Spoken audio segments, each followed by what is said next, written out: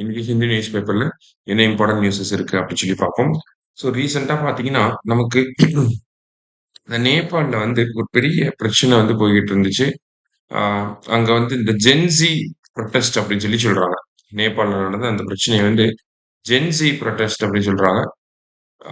இந்த ஜென்ஸி ப்ரொடெஸ்ட்ட பொறுத்தவரைக்கும் பார்த்தீங்கன்னா, சோசியல் மீடியாவ இனிஷியலி நேபாள் கவர்ன்மெண்ட் ஒரு சில காரணங்களுக்காக பேன் பண்ணியிருந்திருப்பாங்க. ஸோ அதுதான் வந்து என்ன சொல்றதுன்னா, ஒரு டிப்பிங் பாயிண்ட்டா இருந்திருக்கும். ஓகேவா? அந்த இடத்துல தான் அந்த போராட்டம் அப்படிங்கிறது அது ஒரு பெரிய போராட்டமா வெடிச்சதுக்கு அதுதான் காரணம்.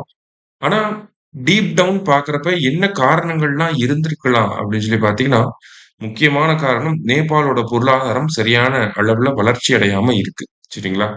அது மட்டும் இல்லாம நேபாள்ல அன்எம்ப்ளாய்மென்ட் அப்படிங்கிறது எக்கச்சக்கமா இருக்கு. சரியா? அதனால தான் அந்த இளைஞர்கள் அதிகமா சோசியல் மீடியாவ பயன்படுத்துறாங்க. ரீல்ஸ் மேக்கிங் இது எல்லாமே வந்து ஒரு அடிக்ஷன் மாதிரி நேபாளி யூத் மத்தியில இருக்கு. சரியா? பெரிய அளவுல எம்ப்ளாய்மென்ட் இல்லாத காரணம் இதுக்கு ஒரு முக்கியமான விஷயம். அதே மாரி வைட் ஸ்ப்ரெட் பாவர்ட்டி அப்படின்னு சொல்றாங்க.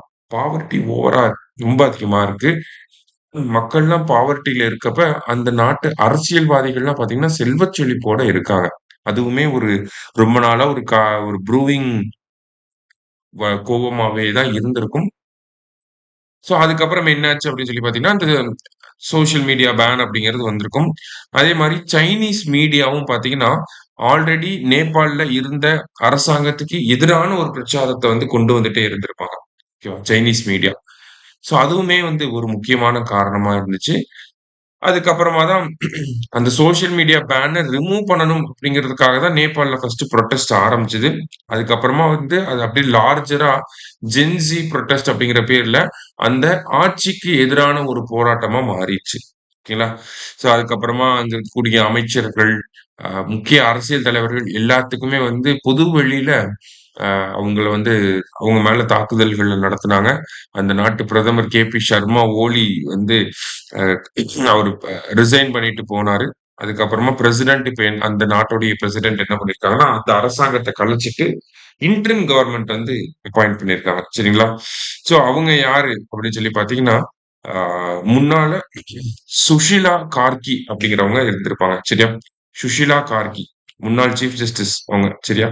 சோ இந்த சுஷிலா கார்கி தான் இப்ப என்ன வந்திருக்காங்க, நேபாளோட ஃபர்ஸ்ட் விமன் பிரைம் மினிஸ்டரா வந்து வந்திருக்காங்க. ஓகேவா? First women prime minister of Nepal யாருன்னா, சுஷிலா கார்கி. அடுத்ததா பார்த்தீங்க அப்படின்னா, நெக்ஸ்ட் இயர்க்குள்ள எலக்ஷன்ஸ வந்து கண்டக்ட் பண்ணிருவோம் அப்படிங்கிறதையும் சொல்லியிருக்காங்க. ஸோ நம் நெய்பரிங் கண்ட்ரி ஒரு பொலிட்டிக்கல் டர்மாயில் வந்து இருக்கு. ஸோ அதனால என்ன ஆக்சுவலி நடந்துச்சு? என்ன நிலவரம் அப்படிங்கிறத நம்ம பேசிக்கா தெரிஞ்சுக்கிறோம். ஓகேவா? எக்ஸாம் பாயிண்ட் ஆஃப் வியூல அவ்வளவா இம்பார்ட்டன்ட் கிடையாது. ஸ்டில் என்ன நடந்துச்சு அப்படிங்கிறத மட்டும் தான் நம்ம இந்த இடத்துல தெரிஞ்சுக்கிறோம். ஸோ ஜென்ஸியோட ப்ரொட்டஸ்ட்லாம் எப்படி இருக்கும் அப்படிங்கிறதுக்கான ஒரு பெஸ்ட் எக்ஸாம்பிளா நம்ம நேபாள வந்து சொல்லலாம். ஓகேவா? ஸோ அதுதான் இங்க முதல் செய்தியில வந்து நம்ம பார்க்குறோம். அடுத்ததா வந்து பார்த்தீங்கன்னா, நமக்கு தமிழ்நாட்டுல வந்து ஒரு முக்கியமான சம்மிட் வந்து நடக்கப் போகுது. ஸோ அததான் இங்க குடுத்திருக்காங்க. அக்டோபர் மந்த் வந்து பார்த்தீங்கன்னா, வேர்ல்டு ஸ்டார்ட் அப் சம்மிட் அப்படிங்கிறத கோயம்புத்தூர்ல தமிழக அரசாங்கம் நடத்தப் போறாங்க. சரியா? ஸோ இத வந்து டிஎன் ரைசிங் ஈவென்ட்ல வந்து நம்ம பிரைம் மினிஸ்டர் சீஃப் மினிஸ்டர் வந்து அனவுன்ஸ் பண்ணியிருக்காரு. டிஎன் ரைசிங்கே நமக்கு தெரியணும். ஓகேங்களா? டிஎன் ரைசிங் அப்படிங்கிறது ரீஜினல் இன்வெஸ்ட்மென்ட் கான்க்ளேவ் அப்படின்னு சொல்லி குடுப்பாங்க ஆப்ஷன்ல. ஓகேவா?